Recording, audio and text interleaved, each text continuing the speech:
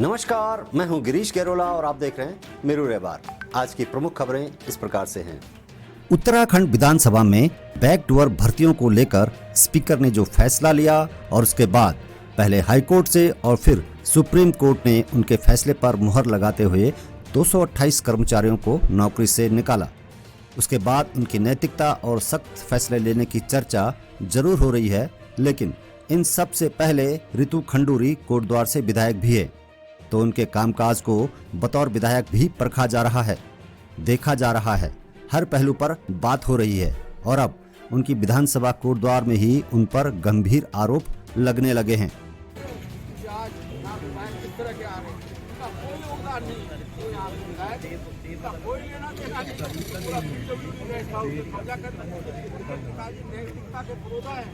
और वो अनैतिकता की मिसाल बन गई है।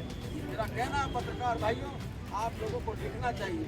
मैं खुद बस क्लास डिग्री होल्डर हूँ, मुझे इस बात का बड़ा अफसोस होता है कि कहीं अखबार में ये बात नहीं आ रही कि विधायक ने पूरा PWD को निकला हड़प लिया।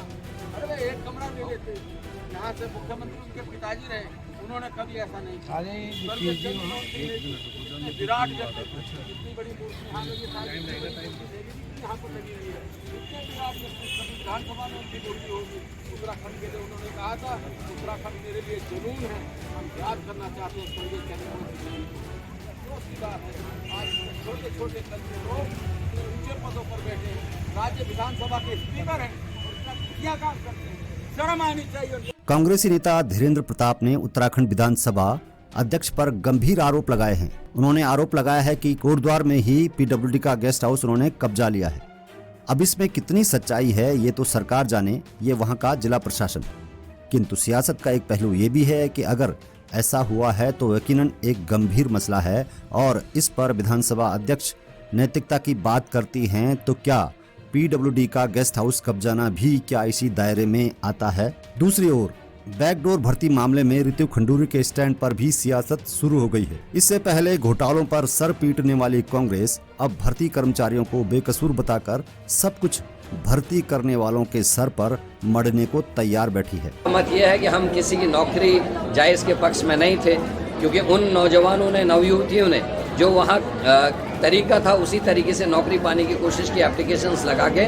जिन लोगों ने गलतियाँ की हैं, जिन्होंने ये नियुक्तियां दी या नियुक्ति करने के लिए जिन्होंने आदेश पारित किए, उनके खिलाफ कार्रवाई होनी चाहिए, ना कि उन गरीब लोगों के प्रति जो लोग दो रोटी के लिए वहाँ कार्य कर रहे थे, काम कर रहे थे, और उन्होंने जो वहाँ तरीका अपनाया गया था एप्लीकेशन दे के नौकरी लगने का, उसी के तहत उन्होंने नौकरियाँ मांगी थी। अगर दोष है तो उन लोगों का है जिन्होंने बैकडोर से भर्तियाँ कराई और अपने परिजनों और रिश्तेदारों की नौकरियाँ वहाँ लगाने का काम किया। बहरहाल विधानसभा भर्ती विवाद इतने जल्दी खत्म हो जाएगा ऐसा बिल्कुल नहीं लगता, लेकिन विधानसभा अध्यक्ष ने नैतिकता का हवाला देकर 228 कर्मचारियों की छटनी तो कर ही दी है और अलग अलग रूप से इस पर चर्चाओं का दौर शुरू हो गया है। लेकिन जिस तरीके के आरोप विधानसभा अध्यक्ष पर लग रहे हैं, कोटद्वार विधानसभा में उन्होंने अगर PWD का गेस्ट हाउस कब्जा लिया है तो क्या इस पर वे सफाई देंगी?